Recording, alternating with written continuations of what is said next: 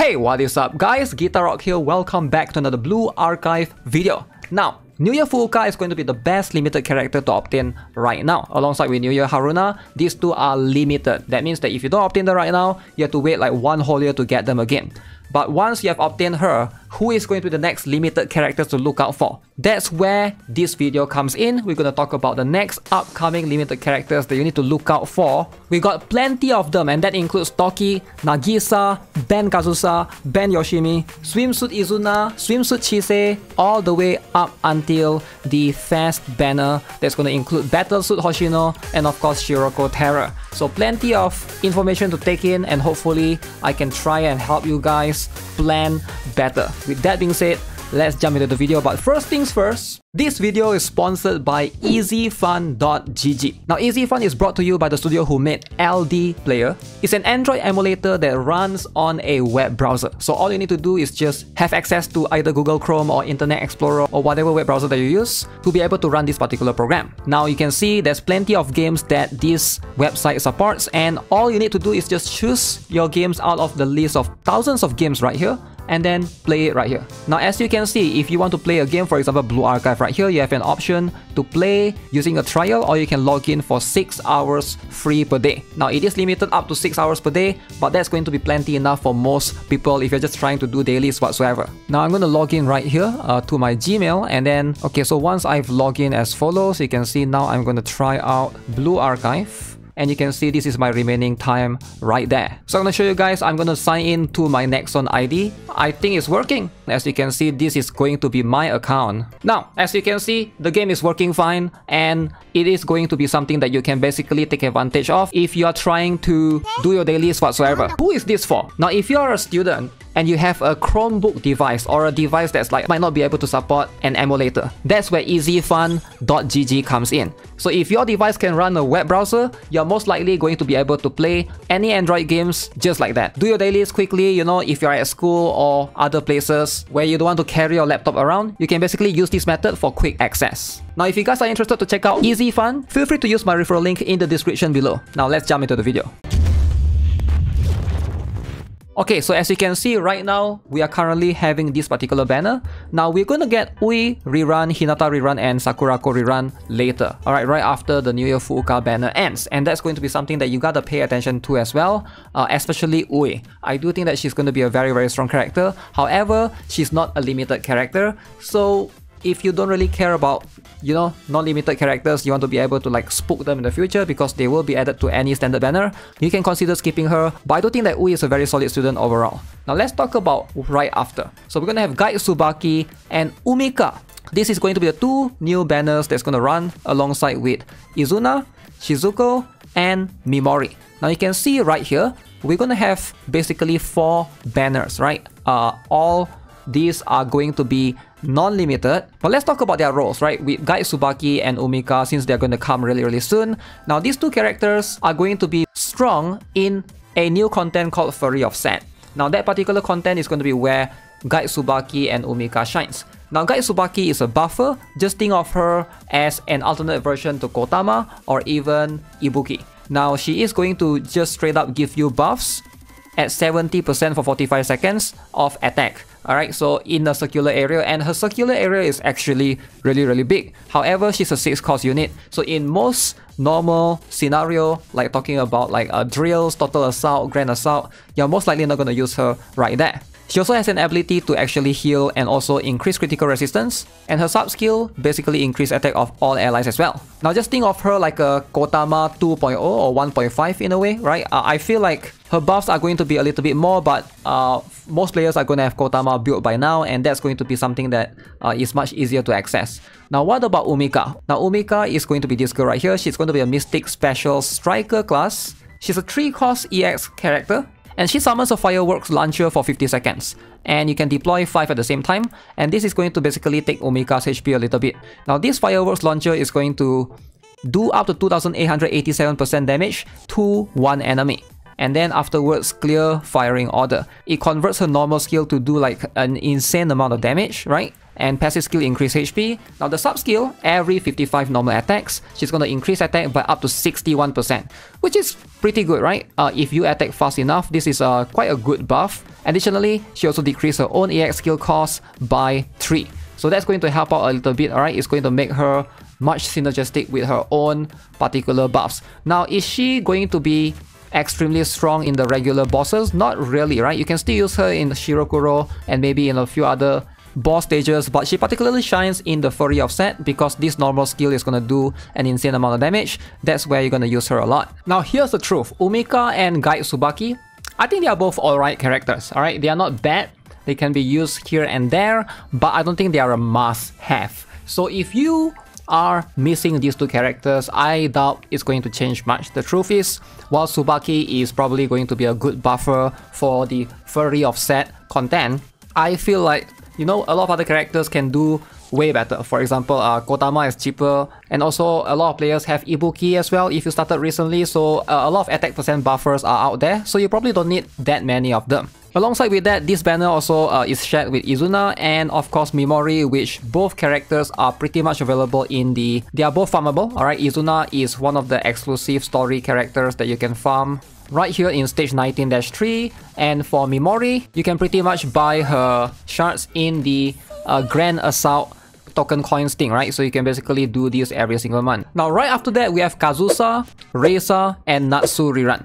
Now, let's talk a little bit more about all three of these characters. Are they worth getting still in 2024? Because here is the truth, right? Kazusa pretty much competes with Mika in terms of the piercing damage type, and I think a lot of players probably did not really build her. Now you can see mine is still completely level 1 because there's just really no reason to build her unless you're going for the terrain advantage exclusive, and in that case it's going to be quite limited to a few, right? So she is going to be a single target damage dealer, alright? She does a lot of damage. Her scaling is really high, alright? At 4 costs, she's going to be able to do a lot of these things. Now the truth is, I don't think she's a must-have. She's good to have if you're trying to be in the top rankings, alright? You're tackling the torment rates, you need multiple damage dealers, alright? You want Kazusa, Mika, and maybe borrow one more Mika, then that could be a thing. But if you are specifically just a, you know, casual-ish player, like most people are going to skip her. Now, how about Reisa? Reisa is going to be one of the few characters that are more DPS oriented. She is a tank, alright? And she's a 3-cost tank at that, and she does damage, but she can remove debuff from herself. Now, she's going to be pretty much a useful character in tackling Perorazilla. If you're lacking a tank debuffer for Perorazilla, she's going to be a very good option, alright, alongside with Natsu, which is also one of the more used character right there. Now, however, these two characters are not really limited, so I feel like there's just no need for you to spend your extra pull to pull for any of them, right? They are a tank that is built upon removing the debuffs from themselves. While that is extremely good in Perorazilla, like if you are a casual player, do you want to pull for a character, build them all the way just for one particular raid, right? And nowadays, it is going to be less needed because there's a lot of other options. There's plenty of other strats that you can use to tackle Perorazilla. For example, you can use Mari or Chinatsu to just straight up remove that particular debuff on the tank itself. Alright, so those are the other options that are much cheaper, and it's not going to be as expensive as pulling for a standard character and just building them, which I don't really recommend, because the next banner after this is going to be the limited. Alright, that's where Toki and Nagisa comes in. Now, unfortunately, Toki is a very niche character. I almost never use her, and my Toki is pretty well built as well. So I have, right here you can see, a level 87 Toki. Alright, so she is 4-star. But you can see, if I want to, I could easily max her and T7 gears and everything. The thing is, she is extremely niche, right? While she is 2 cost and she has an ability to modify her EX skill to be a 5 cost afterwards, you're just not going to use her much, sadly, right? She doesn't shine in any particular raid. Like, you can pretty much skip out on her. I think she is probably the least used limited character. If you're counting all the limited characters, she probably is one of the few ones that are probably super niche, right? However, she is going to share a banner with Nagisa. Now, this is where this thing turns around, because Nagisa is one of the strongest, if not the strongest, explosive type special damage dealer. Now, she is going to be extremely worth it. I use her a lot in the most recent Torment Hieronymus. 3 costs, does a lot of damage, can also decrease defense if the enemy is in that weak against raid type. Alright, 40% defense reduction is just a lot. And also she has the ability right here to even increase crit damage of explosive type allies. She pretty much power creeps Hibiki, and I purposely try to get her up to UE50 as well because of how good she is, alright? Extremely stable in a lot of situations. You can use her in Gregorius, you can use her in Hieronymus, you can also use her in campaign. She pretty much power creeps Hibiki, right? If you have Hibiki build, however, her upgrade is not going to be that high, but it's still kind of a decent upgrade. Even in PvP, she can be used. Hibiki is going to be a 4 cost, whereas she is a 3 cost. So definitely consider the option right there. Now, Toki and Nagisa also shares a banner with Koyuki. So you can see all 3 of these characters are going to be the same banner time right there. Now, Koyuki is skippable. Right, she's a character that's a little bit weird, right? She has this ability to throw bomb, and it's going to have like a random effect. So bullet deals this damage, electric field or flame. So depending on which one, you're going to do more damage, right? And then basic skill basically just do additional damage. And she basically has an ability to buff. She's not bad, right? As an attack type, she's pretty decent. It's just that she's not limited and there's no need to go all the way just to get her. Now you should only get Koyuki if you intend to pull on Nagisa. Nagisa is going to be a limited character, and Toki as well. So these 2 banner, I would say like if you can get, the priority should be Nagisa. If you already have Nagisa but you don't have Toki, I wouldn't touch this banner at all. Now also, right after this, immediately we're going to have one more limited banner. As you can see, this is going to be a tough one for a lot of free-to-play players. Toki, Nagisa, limited, and then right after that, back-to-back, Ben Kazusa, Ben Yoshimi, limited. Now, we need to talk about these 2 characters because I do think Ben Kazusa and Ben Yoshimi is going to be one of the better characters to pull or to obtain. I do think that if you don't have them yet, they are going to be a really strong, really meta in the Fury of Set content.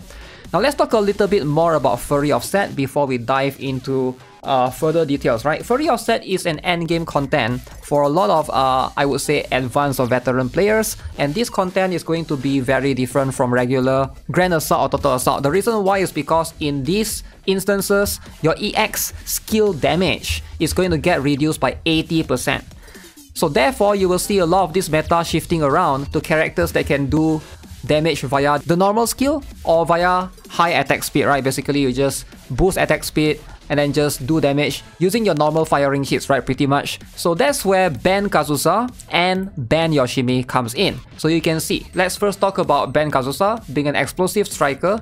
She's a very cheap character at 3 costs. She can increase attack speed of allies within the circular area around herself by 35%, and also she's gonna get 2 Sugar Rush for 40 seconds. Alright, 1 to 2 Sugar Rush. Now, this Sugar Rush is going to be very cool. Alright, it's a very important factor of her kit because right here you can see for each Sugar Rush on the sub skill, she will deal up to 10% of attack as additional damage. Alright, in stacks maximum to 2, that means she's going to get 20%. Very easy, right? So easily, this is something that is spammable as well. And keep in mind, she's going to be quite important in you trying to tackle the Fury of Set content. Now, right now, in the particular banner right now specifically, if you guys are not aware, we have this character called New Year Akari. Alright, she's right now available in the banner as of me making this video.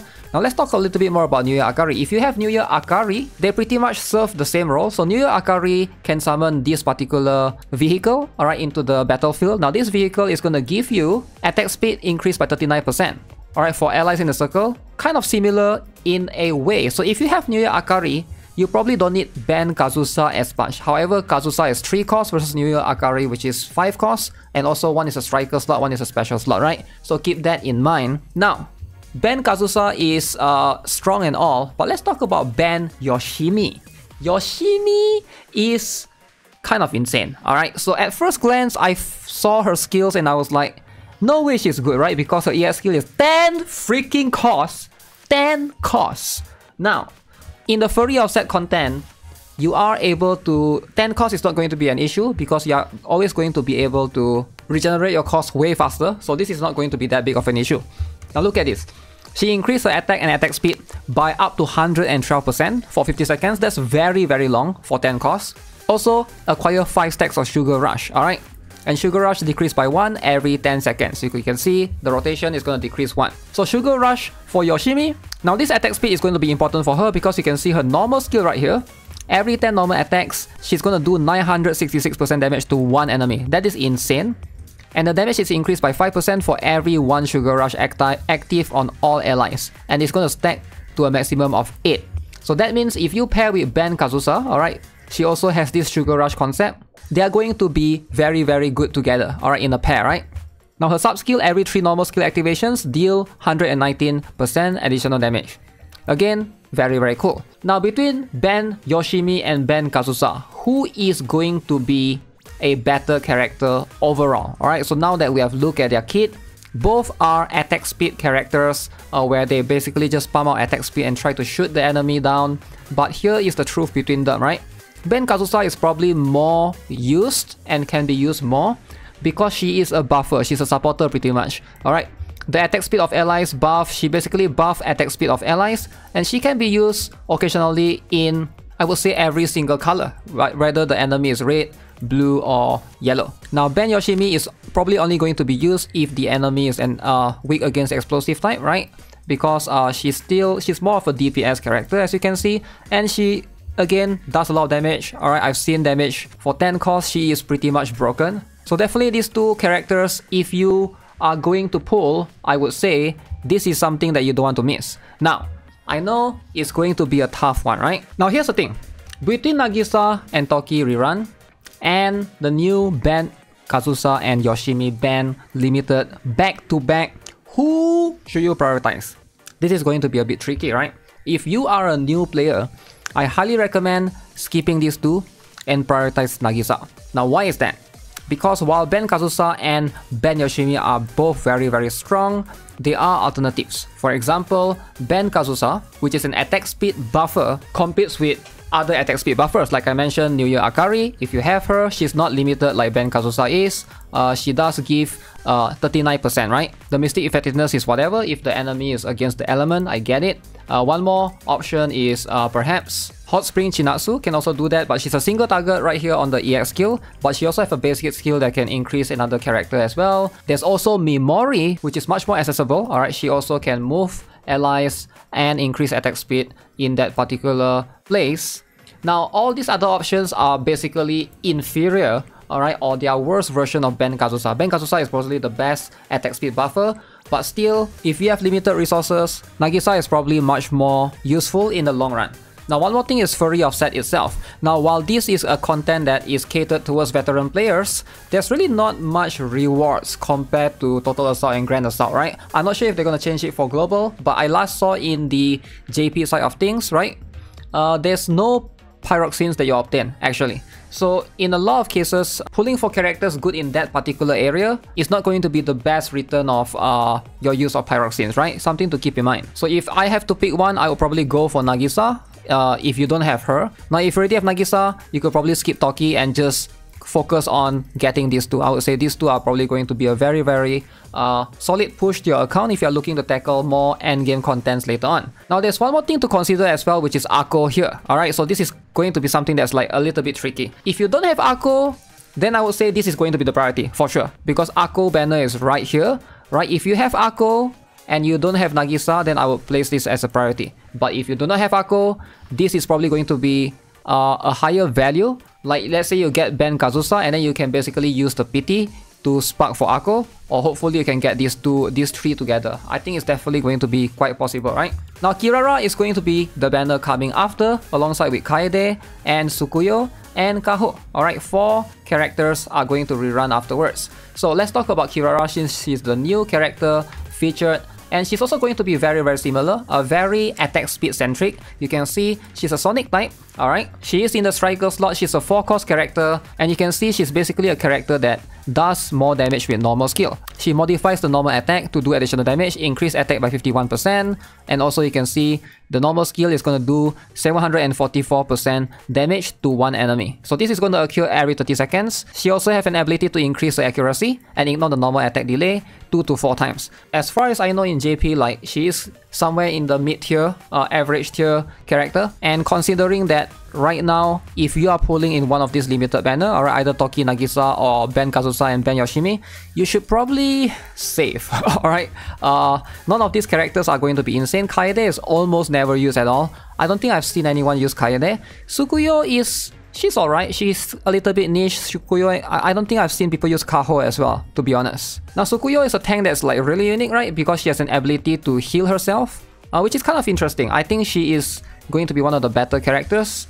to obtain right here. However, again, you should probably just poke her and shouldn't spend too much right here. As for Kaho, again, one of the stronger mystic type character that's a single target.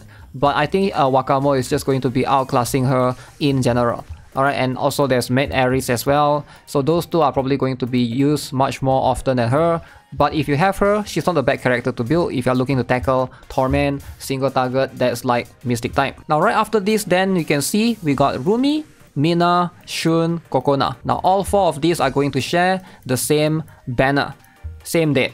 Now here is the truth. I think Rumi and Mina are pretty strong. However, they are probably both going to shine mostly in Gregorius. Now, if you really want to pull here, I would highly recommend Shun. Shun is insane. Alright, Shun and Kokona is probably going to be a better character between these four. Alright, you gotta have Shun, alright? Every account needs to have Shun. She is just that good in PvP.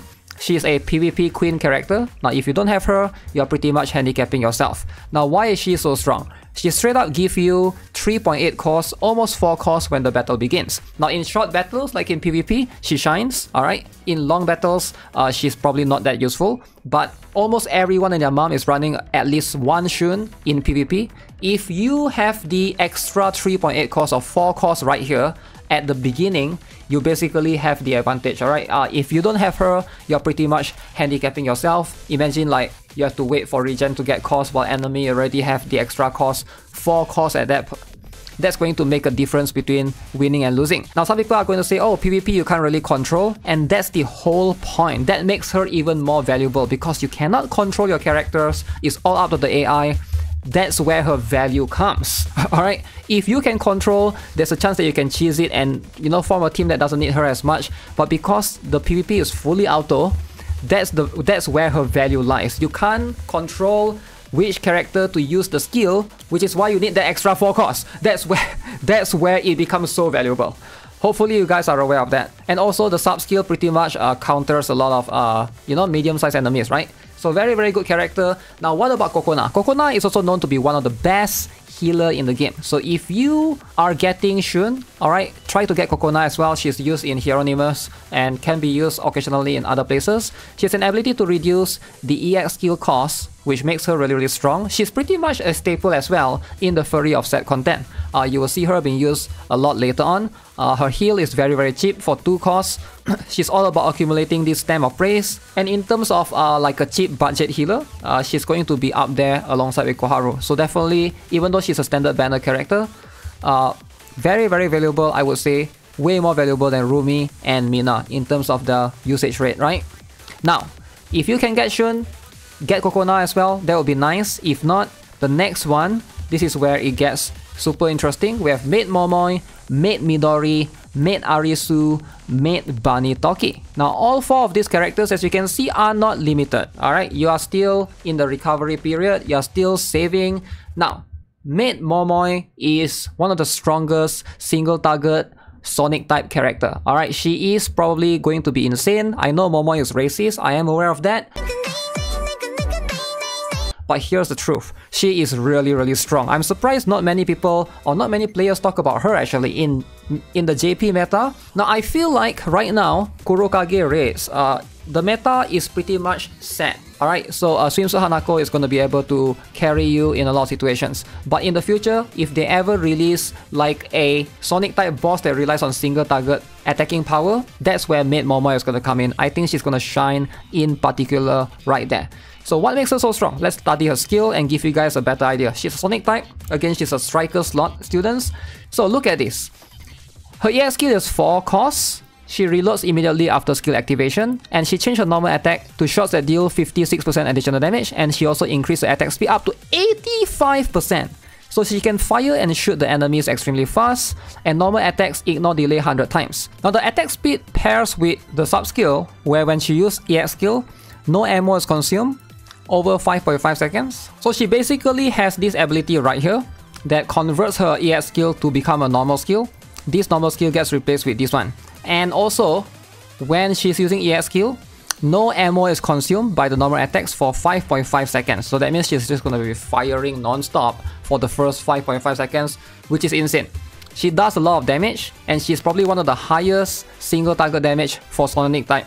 I would say she is that broken. Now, the value is probably not going to be that high because she is there in the standard banner and she will be added later on. I am aware of that, but still, she is by no means a weak character. So unless they release another like fast character that's a single target Sonic type, she's right now the highest single target damage deal. Now let's talk about Midori. Midori is going to be her counterpart. Midori is not that strong compared to Momoi. She's also a Sonic type, as you can see, Striker as well. She is going to be a little bit different, right? She's a 5 cost that does 1700% damage to one enemy. Extremely strong right here. One enemy, single target. Normal skill, increase attack by 49%. Passive skill, increase attack. And the sub skill, when activating EX skill, increase critical rate by 57% for 10 seconds. Again, you can see both of these, Midori and Momoi, are straight up just single target monsters, right? So they are there to basically deal damage. Now the good thing about Midori and Momoi, the mid version, is you don't need to put them in a pack, right? They can work separately and individually. So that's the good part of them. Now if you can only afford one, probably the Momoi version. Alright, now the Midori, sure, if you get it, right, they are all in the same banner. Maid Aris and Toki Bunny Girl are not really used much anymore, so sadly I wouldn't recommend any of these. I guess Maid Arisu is still being used occasionally if you're trying to mount the crit and stuff, but the truth is, this particular banner can pretty much be skipped if you're a low spender or free to play. You want to like start saving for the next limited character. If you scroll down, now we can see we got a new banner in the new week. Now this is where it gets really interesting, right? We got Sarika swimsuit, we got Nonomi swimsuit, Wakamo swimsuit, and Shiroko swimsuit. Now if you don't have Shiroko swimsuit yet, you should probably try to get her. She is pretty much meta in PvP as well. I would say like I don't have her and I kind of regret it, right? To be honest, the truth is I skip her. She's a special type character. So what makes her so strong is number one, she's a cost recovery character, alright? Again, same with Himari. Number two, she can decrease defense of one enemy and deal damage to them. So if you are looking to tackle a mystic type single target boss, she can do that for you.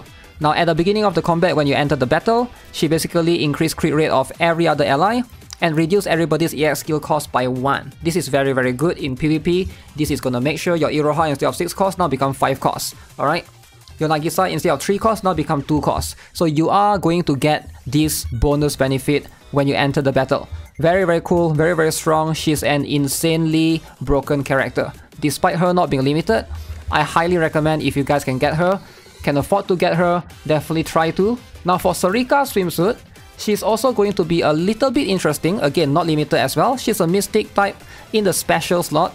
She does a lot of damage. Alright, you can see 1200% damage to enemies in a circular area. Alright, she is a little bit high, 6 costs. And her normal skill, she can also do damage to enemies in a circular area. And passive skill increase attack by 26.6%. And her sub skill increase critical damage of all allies by 17.3%. Now she's not really used much in the JP side of things. I think like I've seen some players use her here and there. The problem is her being on the special slot, that means you can't reduce her cost, right? So she's always going to be 6 costs. You can't use Ui, you can't use Nuya Fuuka. And at 6 costs, you're also competing with one more character that's very very prominent in the special slot category, and that's going to be Iroha. Now Iroha is someone that is a student that I think almost all of you guys watching this video has, right? How many of you guys here don't have Iroha? Let me know in the comment section below, because I'm actually curious, right? Because I think almost everyone has her, everybody knows she's strong, and if you have Iroha, you know, 6 costs as well, there's just no reason to get someone like Swimsuit Sarika, right? Unless you're pulling specifically for Swimsuit Shiroko, then sure, you can try to like, if you're getting close to it, you want to spark her at 200, go ahead. but I wouldn't specifically pull just for Swimsuit Sarika, right? That's something to consider. Now as for Swimsuit Nonomi, she's a single target explosive type. I have her build, and sadly she is not going to be used much because of Dress Hina, right? Dress Hina pretty much power creeps her, right? She's one of the characters that pretty much gets the, I would say, direct power creep. Now she's not too bad, right? Can still be used if you are trying to run like Torment with multiple teams. Other than that, I don't really recommend going specifically just for her, especially if you have Dress Hina, right? Another character is going to be Swimsuit Wakamo. Again, not a bad character overall, but still super niche, can do CC here and there, alright? And also 5 cost EX. Her sub skill is quite conditional, alright? You need to basically hit an enemy with 30% HP or below to be able to benefit from that. So there's that as well. So I've seen Swimsuit Wakamo being used in some hovercraft Wakamo stages. She works alright right there, she's not too bad. But at this point, you know, if you are not pulling specifically for Swimsuit Shiroko, I feel like the other 3 you can pretty much skip. They are not meta, they are not weak, they are like about average, but like I don't think you want to like go in specifically just for these 3 unless you really like the character's design, because right after these 4 characters is going to be limited banner again. Now this is where it comes in. Swimsuit Izuna, Swimsuit Chise, and of course Swimsuit Mimori. Now, who is going to be meta right here between all 3 of these? Now, are any of these 3 characters meta? Sadly, no. Alright, so I am a Swimsuit Izuna enjoyer, and you can see right here, I have her built quite well. Alright, she's going to be one of the stronger characters in my list. Now the truth is, now you can still use her occasionally here and there, alright, so because her EX skill is 2 cost, now her specialty lies in trying to apply focus fire. So basically you focus fire on that character, so if there's multiple enemies on the map, she's gonna apply a mark on that target and everyone is gonna hit and focus on that particular target. Now focus fire is not unique to her, there's also other characters that can do that. For example, Noah right here, she also has something similar, alright, focus on one character and also decrease defense by 40%. Noah has a 3 cost however.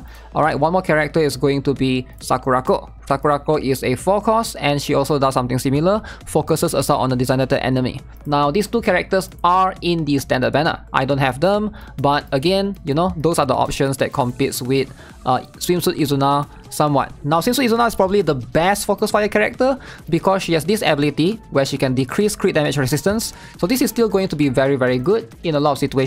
So I still think, you know, she's somewhat still relevant in the meta. It's just that it might not be justifiable to go all in, especially if you are a free-to-play or, you know, low spender, right? Now what about Swimsuit Chise in this case? Because she's also another limited character. Now Swimsuit Chise, alright, as you can see, she's a Mystic Striker type. She specializes in applying CC, alright, basically hers is best stun. Circular area, and then she applies stun, and if the target is already affected by CC, she's gonna basically stun them by 5 seconds. Alright, so very good character to do that. And she also has stun on the normal skill, and she's going to be used in some situations that you require stun for. Alright, she is a 6 cost character. Now there are other alternatives, of course, for her. That's why she's not really super meta. Now one free alternative that a lot of people have, or a lot of players should have or should be able to obtain by now, is going to be Kayoko. So Kayoko has the ability to apply fear, which is also a type of CC at 6 cost. Very similar. She also has a 30% chance to apply fear right here. Now another character that can do that is going to be the Camping Kotama. So she's also another 6 cost character. Alright, again, I don't know why all these CC characters are all 6 costs. I guess they don't want to... I guess they're trying to not power creep them yet, but maybe in the future we'll get one that's 5 costs and that's going to power creep the other few, right? But it's pretty much... they all have the same purpose, just to apply CC. In some battles, some fights, you want to apply that to increase the CC bar or basically interrupt the enemies, right? And that's where they'll be used. Now Swimsuit Mimori, however, is the character that is going to rerun. She is not limited, she is in the standard banner. Now how good is she? She's a character that applies attack speed buff and can be quite good depending on how you look at it. If you are looking to tackle Furry Offset, she's probably going to be one of the more meta characters right there. Now the truth is, you probably don't really have to specifically pull for her because she's available in the standard banner, so I don't really recommend, you know, going all in just for her alone, but she's definitely a nice one to have for sure. Now, if you are pulling for any of these three, probably the best one is going to be Swimsuit Izuna. She should be the priority if you care about the limited. She is at least going to get a little bit more use than Swimsuit Chise. However, if you didn't build Kayoko, you didn't build Camping Kotama, then you can consider Swimsuit Chise as well. So both will have their usage here and there. But the truth is, pulling right here is super risky because at this point we are kind of near to the anniversary. But the last banner before the anniversary is going to be this one right here, Kana Swimsuit and Fubuki Swimsuit. Now, how strong are both of these characters? Kana Swimsuit. Now, apparently this girl breaks the record for the number of R34 Dojin. Everyone has been drawing pictures of Kana. Kana here, Kana there. But is she meta though? Sadly, she is not. Alright, she is a striker explosive type. As you can see, she is 2 cost, right? And she does up to 900% damage and lower enemies defense by 47.8%. However, that's pretty much her strength, right? She can also reduce damage taken by 19.6%. She can increase attack of self and allied special students by 30%. So she is very specialized in trying to buff the special students if there's any. Alright, you're pretty much using her there. And also maybe if you need some sort of debuff to apply on the enemy by lowering the defense, she will be used right there. But there's already other options prior before her. So the truth is, she's pretty much skippable. Plus, she's not limited as well. So she does come alongside with Swimsuit Fubuki, an explosive special type character. Now, Swimsuit Fubuki is a bit weird as well, 4 cost and does damage to 3 circular areas, small, medium, large. Her normal skill also deals damage to 1 enemy, and of course other enemies in the circular area.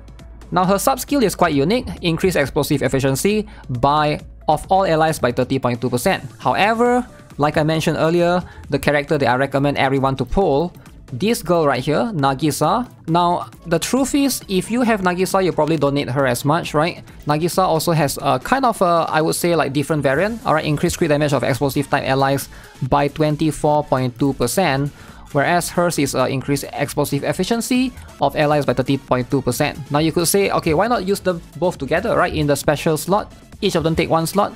The problem is, they both do the same thing, right? You can see both are doing damage in circular areas, right? Nagisa is probably, her circle is probably going to be big enough that she will be able to fill that slot for you at 3 costs. She probably don't need anyone else if you're using Nagisa. Chances are you probably already have a few other striker students that's doing AoE as well, right? So that's where those things come in. It feels redundant to have a character specialized in that. So Fubuki Swimsuit can pretty much be skipped as well. Now, right after that, we have the swimsuit again of a rerun of Swimsuit Miyako and Swimsuit Saki. Now, there's also Moe Swimsuit right here. So, Moe Swimsuit, now you can see this is an insane damage right here. She does up to 1892% damage to enemies within circular area. Very insane multiplier right there. However, she's a 6 cost character.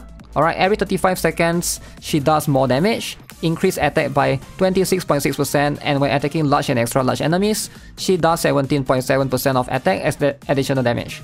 Now, she's a Sonic type AoE. Now, if you have Swimsuit Hanako, you're probably not going to need her. Alright, so Swimsuit Hanako is just a better character. She's 2 costs, way cheaper, and her skill is way more spammable. Alright, especially like a lot of players, a lot of you guys probably have her built UE50. Now, what's the point of getting 2 characters similar role? Unless you're tackling, again, Torment content, alright, end game, where you need 2 or 3 teams, but for most players, that's not going to be a thing, right? So in that situation, you probably don't need her as much. Now, as for the other 2, which is Swimsuit Saki and Swimsuit Miyako, sadly, they are just not used much. I have a Swimsuit Saki I pulled specifically for her, and I never really used her outside of Gregorius previously, right? She's going to shine right there because she can apply 3 debuffs right here, alright, for 4 costs. And that's pretty much it, right? She also improves attack of special students. That's going to be where, you know, your Nagisa is going to get buff. She is quite niche in terms of the situation that you can basically take advantage of her skill.